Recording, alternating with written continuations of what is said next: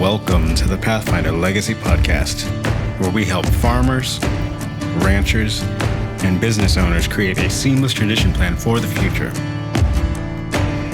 From retirement to ownership transfer, we protect what you've built and guide you every step of the way.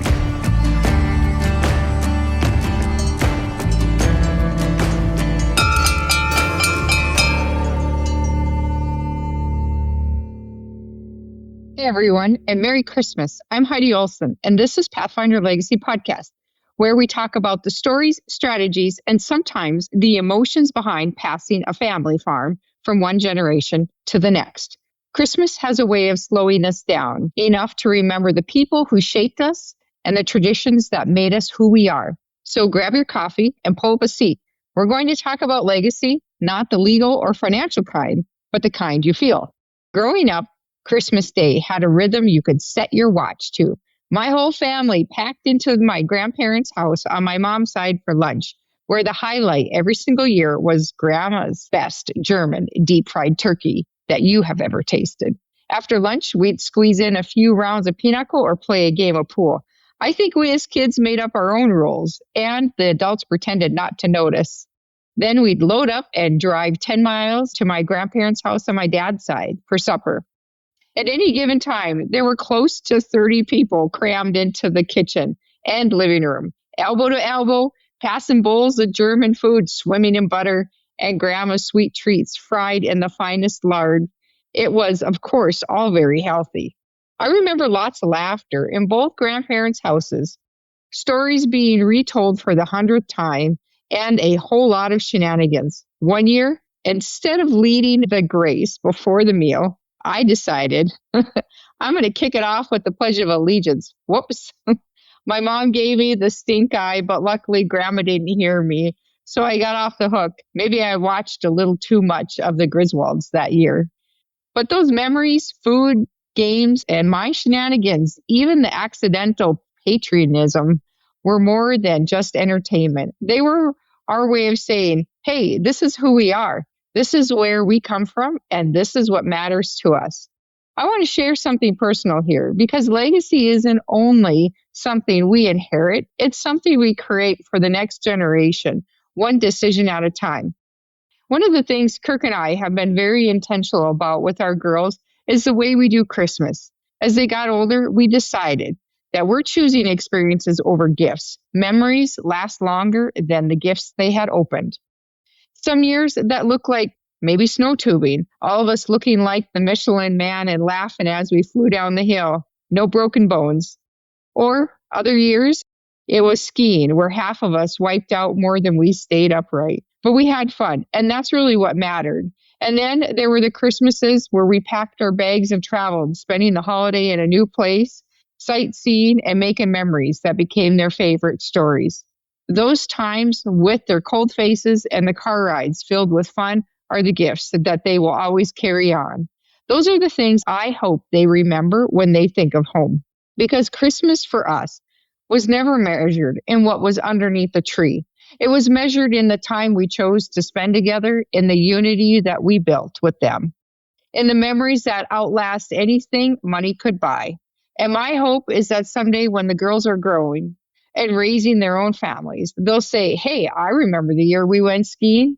Remember that Christmas we traveled instead of staying home? Or remember how mom and dad always made Christmas feel like an adventure? We never knew where we were going to end up.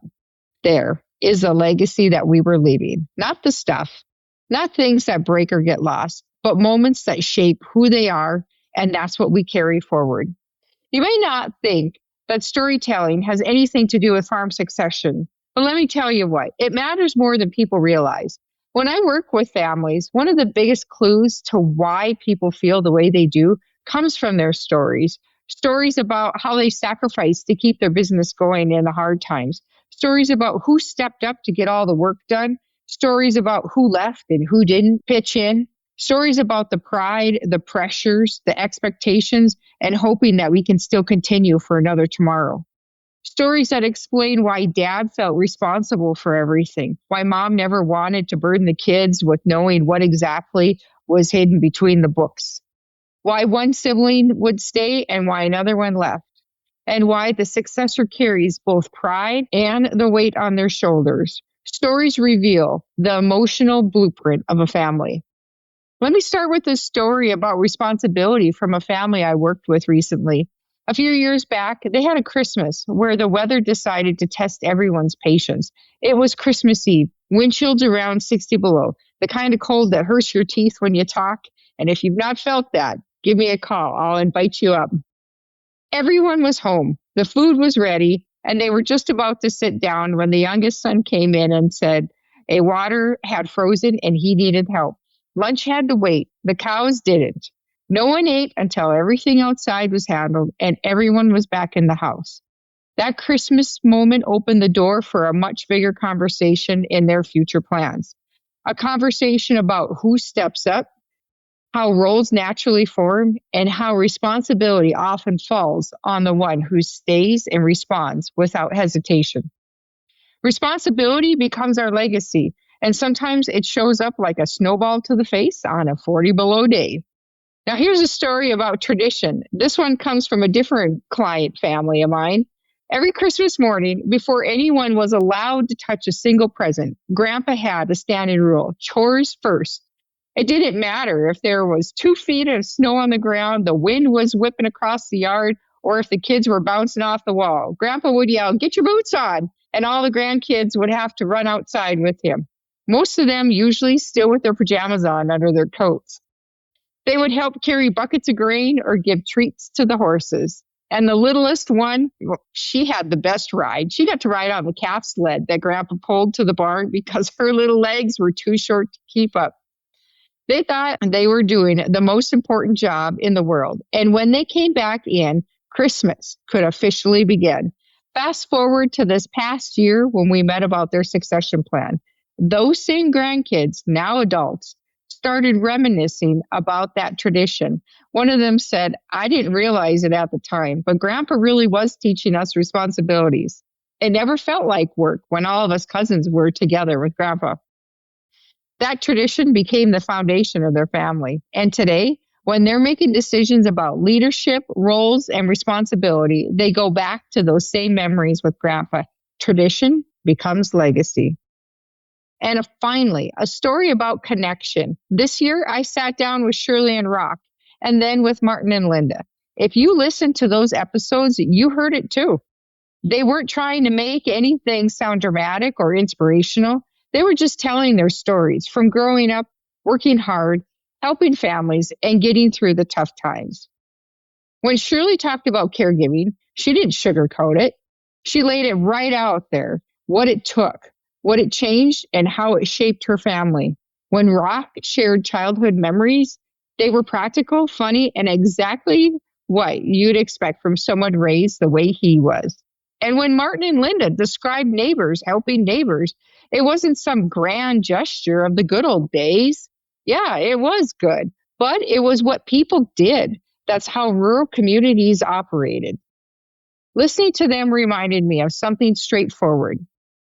Legacy isn't just land or money or documents. It's the stories people actually remember, the ones that explain why a family operates the way it does. Connection doesn't come from a formal plan. It comes from understanding each other's lived experience, the real, messy, oftentimes funny, sometimes uncomfortable truth. That's what ties generations together, not sentiment, not slogans, just true stories that tell you exactly who your people are. So here's your Christmas homework. Ask the question at some point today: what is one story from your farm or business that you want the next generation to know? I'm sure you'll be surprised at what comes out. Thank you for spending part of your Christmas with me. Legacy isn't just about the land and the numbers, it's about people, memories, and the stories that outlive us. If you want help capturing your own family stories, download my free legacy storytelling worksheet in the show notes. And if you're ready to start your family succession planning journey, visit pathfinderlegacy.com to book a 30-minute discovery call. Because at the end of the day, legacy lives in our stories. Merry Christmas.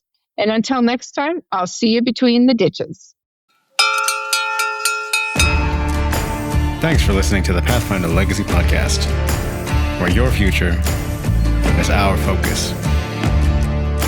Be sure to subscribe, follow us on social media, and visit us at pathfinderlegacy.com to start building your transition plan today.